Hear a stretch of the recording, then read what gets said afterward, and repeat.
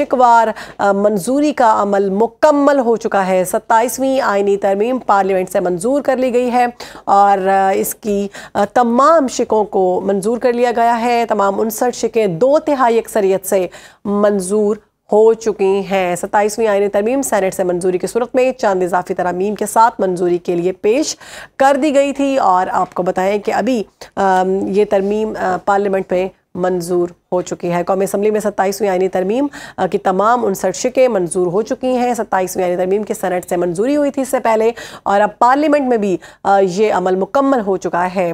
कौमी असम्बली में 27वीं तरमीम की तमाम 59 शिकें 2/3 अक्सरियत से मंजूर हो चुकी हैं। इसी पर बात करेंगे। हमें ज्वाइन किया हमारे नुमाइंदे शहरियार खान ने। शहरियार, आप बताइएगा 27वीं आईनी तरमीम की शिकवार मंजूरी का अमल मुकम्मल हो चुका? जी बिल्कुल, कौमी असम्बली इजलास में वफाकी वज़ीर कानून आज़म नज़ीर तारड़ ने 27वीं आईनी तरमीम का बिल जो है वो मंजूरी के लिए पेश किया और उसकी जो फिर शिकवार मंजूरी का अमल मुकम्मल किया गया। इसमें तमाम शिकों पर 2/3 अक्सरियत में अपनी साबित करना होती है और उसके लिए तमाम अराकीन को अपनी नशिस्तों पर खड़ा होना पड़ता है। तो वो 24 की तादाद, उससे बहुत ज़्यादा तादाद में अराकीन यहाँ पर मौजूद थे और उन्होंने वोट किया इस तरमीम के हक में। और मुखालफत में सिर्फ जो है JUI के अराकीन मौजूद थे।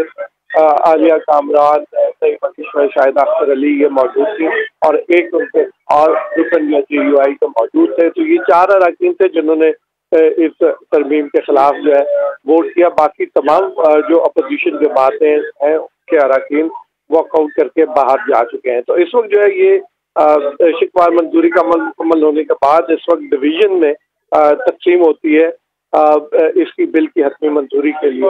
वो डिवीजन का अमल इस वक्त जारी है। जो हक में जो इसके बिल के वोट देंगे वो स्पीकर के दाएं जाने वाली आइस गैलरी में चले जाएंगे और वोट देने के बाद वहाँ पर मौजूद रहेंगे और जो मुखालफत में है वो स्पीकर के बाएं हाथ वाली गैलरी में नोस की गैलरी में वो जाएंगे और वहाँ वो मौजूद रहेंगे। अपना वोट और इंदराज करा के तमाम अराकीन के इस वक्त जो है लॉबीज में जाने का अमल जो है वो जारी है और इसके बाद जो है हतमी जो इसका ऐलान होगा कि तरमीम मंजूर हो गई है, उसका ऐलान स्पीकर कौमी असम्बली सरदार एयाज सादिक करेंगे। यहाँ पे इस वक्त जो तमाम जो अरकान हैं वो दाखिल हो चुके हैं और अब खवातीन अराकीन जो है वो अब डिवीजन के लिए लॉबीज में जाने का उनका अमल जो है शुरू हुआ है। कब पेश किया जाएगा? क्योंकि सेनेट से पहले तो मंजूरी हो चुकी है 2/3 अक्सरियत से, लेकिन शायद दोबारा भी ये बिल सेनेट में पेश किया जाएगा।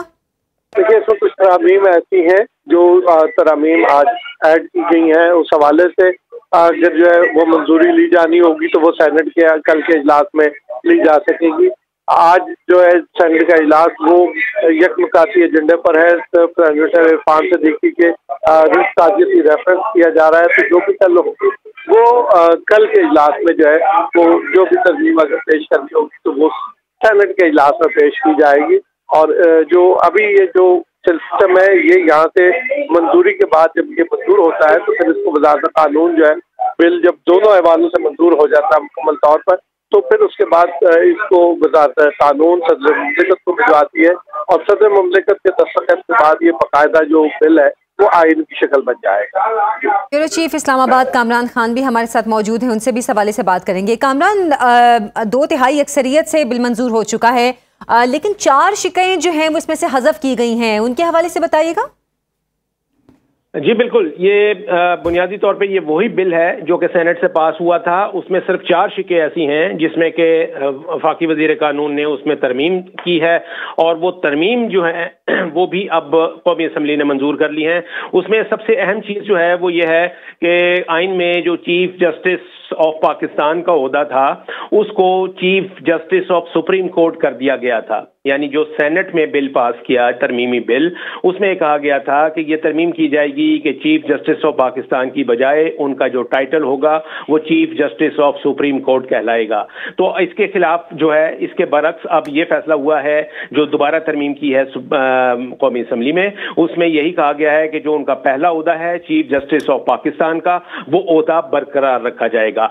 इसके अलावा एक और अहम चीज थी जिसमें कि आर्टिकल 42 में तरमीम की गई थी उसमें यह होता है कि जो सदर का हलफ है वो चीफ जस्टिस ऑफ पाकिस्तान लेते हैं, लेकिन सेनेट ने जो तरमीम की थी उसके मुताबिक जो सदर का हलफ है वो आईनी अदालत के चीफ जस्टिस को लेना था। यानी तरमीम करके ये सदर का हलफ जो था वो उसका इख्तियार जो था वो चीफ जस्टिस ऑफ पाकिस्तान से लेके वो आईनी अदालत के चीफ जस्टिस को दे दिया गया था सेनेट के मुताबिक। लेकिन अब दोबारा इसको रिवर्स किया गया है और जो सदर का हलफ होगा वो चीफ जस्टिस ऑफ पाकिस्तान ही लेंगे। इसी तरीके से ऑडिटर जनरल ऑफ पाकिस्तान का जो हलफ है वो भी, उसमें भी तरमीम की गई थी, वो तीसरी तरमीम उससे मुतालिक थी। अब ये वाला हलफ जो है ऑडिटर जनरल ऑफ पाकिस्तान का, ये भी चीफ जस्टिस ऑफ पाकिस्तान ही लेंगे। और एक तरमीम और की गई है जिसमें कि जुडिशल कमीशन में और judicial council, supreme judicial council और जुडिशल कमीशन, इन दोनों काउंसिल्स में जो चेयरमैन होंगे, एक कमीशन के और एक काउंसिल के, वो ये चूंकि दोनों उसमें मेंबर होंगे, आईनी अदालत के चीफ जस्टिस भी होंगे, उसमें सुप्रीम कोर्ट के चीफ जस्टिस भी होंगे, तो उसमें कहा गया है कि जो भी सीनियर होगा इन दोनों में से वो उस काउंसिल का और उस कमीशन का चेयरमैन बनेगा। तो ये 4 तरमीम है जो कि अब कौमी असम्बली से मंजूर हुई हैं। अब ये दोबारा सेनेट में जाएंगी, वहां से ये वाली जो मजीद 4 तरमीम है ये भी मंजूर होंगी। फिर ये का हतमी जो मसौदा है ये सदर पाकिस्तान को भेजा जाएगा, वो इसके ऊपर साइन करेंगे, उसके बाद गजट नोटिफिकेशन के जरिए ये आइन का हिस्सा बन जाएगा। कामरान, पहले तो ये इत्तलात थी कि हुकूमत ये चाह रही है कि कल तक जो है वो आईनी अदालत का क़याम हो जाए, क्योंकि आज सदर दस्तखत कर दें और इसके लिए बुनियादी काम जजेस के तकर्रुर के हवाले से भी मुकम्मल कर लिया गया था। लेकिन अब चूंकि सिचुएशन डिफरेंट हो गई है, अब दोबारा से इसको सेनेट में भेजा जाना है, तो अब कितना वक्त दरकार है इसमें? देखिए, कौमी असम्बली से हो गया है, अब सिर्फ सेनेट ने जो सप्लीमेंट्री अमेंडमेंट्स आई हैं, 4 जो आई हैं, इनको मंजूर करना है। तो ये कोई बहुत बड़ा प्रोसीजर नहीं होगा। सेनेट का इजलास जो है वो आज कन्वीन किया गया था, इसी नीयत से कन्वीन किया गया था कि ये जो 4 तरमीम मजीद आई हैं सप्लीमेंट्री, इनको आज ही सेनेट में पास करवा लिया जाए और आज ही फिर इसको तरमीम को मंजूर करवा के सदर के दस्तखत के साथ कल से इसको नाफिजुल अमल कर दिया जाए गजट नोटिफिकेशन के जरिए। तो आप देखना यह है कि सेनेट में जो है वो मतलूबा तादाद आज पूरी होती है या नहीं। अगर तो वो मतलूबा तादाद होगी, 64 मेंबरान कम से कम होंगे, तो ही ये सेनेट का इजलास आज होगा, वरना सेनेट का इजलास जो है वो कल के लिए कन्वीन है। तो फिर ये कल मामला जो है वो कल तक चला जाएगा और फिर कल के इजलास में सेनेट में, जो कि कल शाम के लिए है, उसमें इसकी मंजूरी जो है वो सप्लीमेंट्री तरमीम की ये उसमें ली जाएगी। अच्छा, अपोजिशन की जानिब से भी काफी हंगामा किया गया और इजलास का बॉयकॉट भी किया। अपोजिशन ने तहरीक चलाने का भी ऐलान किया है। इस हवाले से कोई हिकमत अमली उनकी तरफ से सामने आई? देखिए, अपोजिशन की जानिब से जो मुकम्मल अपोजिशन है उन्होंने वॉकआउट किया है, इसका बायकॉट किया है। इसमें पहले उन्होंने अपनी तकारीर में इसकी मुखालफत की और इसको जो बुनियादी आइन की स्प्रिट है उनके खिलाफ गर्दाना गया था इन तरमीम को, और इसी वजह से उन्होंने किसी ने भी इस पे ऊपर वोट नहीं दिया। सिर्फ 4 अरकान ऐसे हैं जो कि इस वक्त हाउस में मौजूद थे वोटिंग के वक्त, उनका जो वोट है वो इख्तिलाफ में शुमार हुआ है। बाकी ये 233 अरकान ने इसको कसरत राय से 2/3 अक्सरियत से मंजूर किया है। 224 अरकान जो है वो चाहिए थे इस तरमीम को मंजूर कराने के लिए, यानी 236 के ऐवान में 224 अरकान जो है वो 2/3 की अक्सरियत बनाते हैं। तो 224 की बजाय 233 अरकान जो है, 9 अरकान ज्यादा हैं 2/3 अक्सरियत से, जो कि हुकूमत को इस बिल की हिमायत में मिले हैं। ठीक है। अच्छा कामरान, अभी इस हवाले से जब ये सेनेट में पेश किया जाएगा, जैसे आप पहले बता रहे थे, तो सिर्फ वो जो 4 शिकें थी जो हज़फ की गई थी, सिर्फ उनके हवाले से अब सेनेट में उनकी मंजूरी ली जाएगी?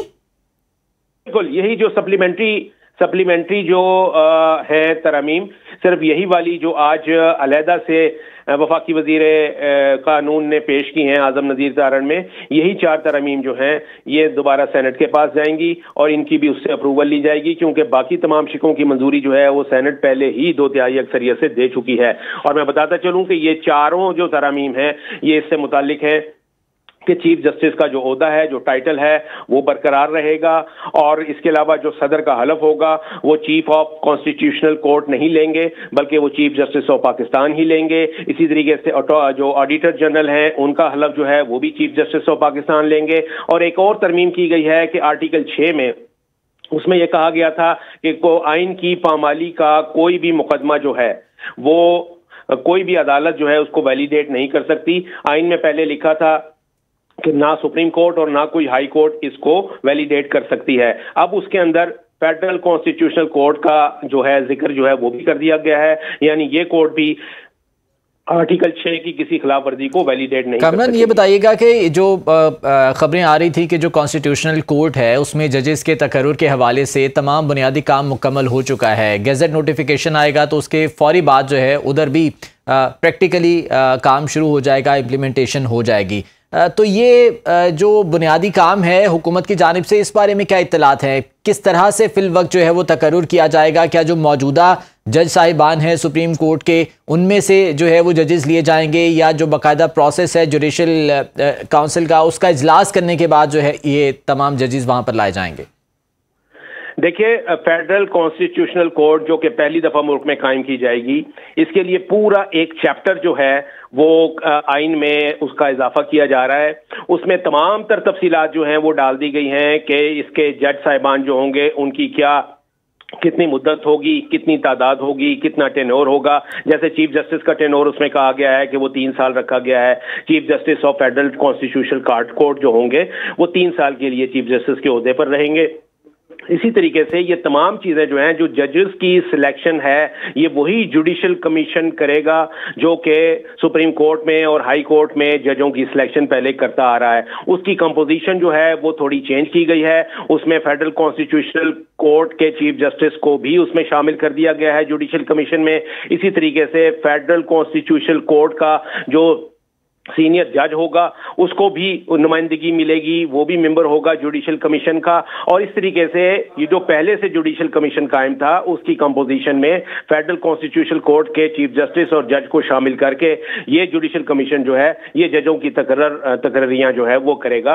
और इस हवाले से ये भी बता दिया गया है कि जुडिशल कमीशन का जो सरबराह होगा, क्योंकि उसमें दोनों मेंबर होते हैं, उसमें चीफ जस्टिस ऑफ पाकिस्तान यानी चीफ जस्टिस सुप्रीम कोर्ट के भी होंगे और आईनी अदालत के भी चीफ जस्टिस उसके मेंबर होंगे। तो वहां पर यह कहा गया है कि इन दोनों में से जो सीनियर होगा वो उस काउंसिल का और जुडिशल कमीशन का चेयरमैन होगा।